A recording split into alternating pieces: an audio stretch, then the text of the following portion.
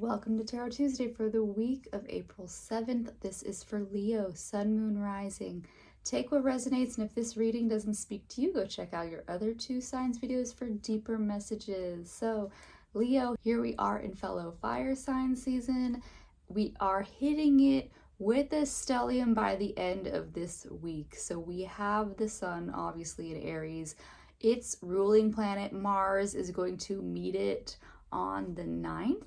And then by the next time we meet, we are getting Mercury moving into Aries as well. So we're going to triple down on this Aries moment.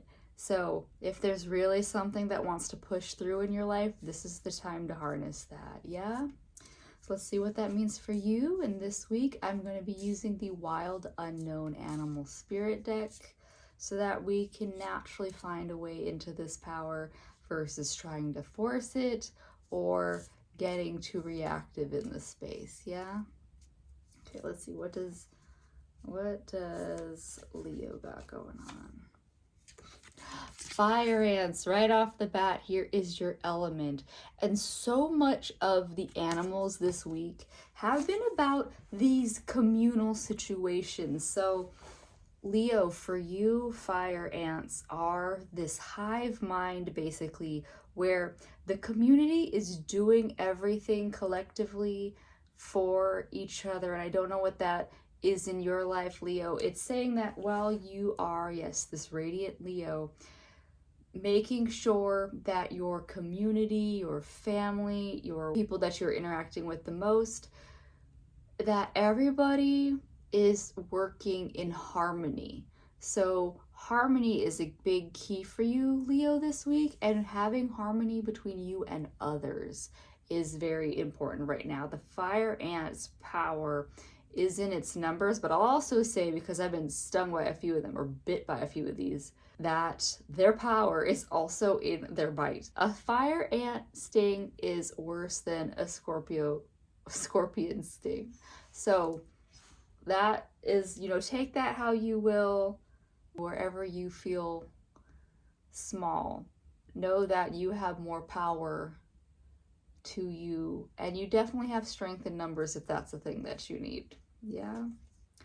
Vulture card is your second card, and so vultures are fun because they are more notably a scavenger as well, and they're seeing things come to fruition when they can tell that something is going down.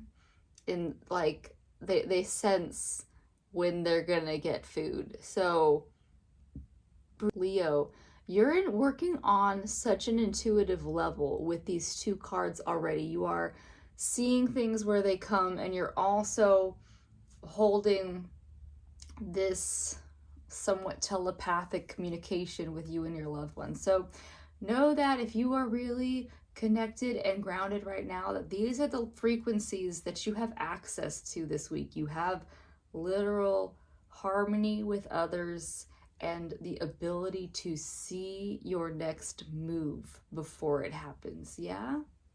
That's the best reading that we've had this week. You've got the fish is the outcome, and you are also able to go with the flow of whatever is coming up in life right now, because life right now is throwing curveballs left and right, because as we are progressing into a time where everybody is cohesing more into this, like with technology, with that globalization that we can access through technology, things are happening faster, knowledge is getting spread faster, and Leo, you accessing this fish energy, you are going with the flow. But this fish also has a little moon here, and it is also a very dark card. So there's also this element of nighttime, which has been coming up. I think the last two readings also had more nocturnal energy in their reading. So if you have a healthy ability to access all of the energies of your reading so far, then yeah, in the nighttime, you might have a clearer connection to that collective conscious, that collective unconscious. You might be able to get better messages through your dreams, but on that, prioritize being well rested. You cannot access any of this information if you are not well rested. So, even if people can function off of lower amounts of sleep, but you do have to take rest throughout the day. My suggestion, Leo, is that you find your comfortable circadian rhythm of when you go down and when you get up, and you honor that timeline. Because yeah, if you don't, it's like that's where things can waver. And know that right now we are in this transition where the days are getting longer, nights are getting shorter. So you might be in a flux on your sleep schedule, but don't let it completely like throw you off your rocker right now. Yeah, because you look relatively grounded. You're the most grounded right now that I've seen so far, anyways. Yeah. I'm going to pull one more card for you. I'm going to pull a card from the Land Sky Oracle deck. And this deck is done by a yogi, so she uses yogic wisdoms, which if you don't do yoga, that's fine, but it's just more of a moving meditation. So something to keep us in our bodies. All right, yeah, so your card, Tapas. Tapas, zeal is what it says. It has willpower as well, inner fire. That's you, Leo, anyways. You're pulling some great stuff.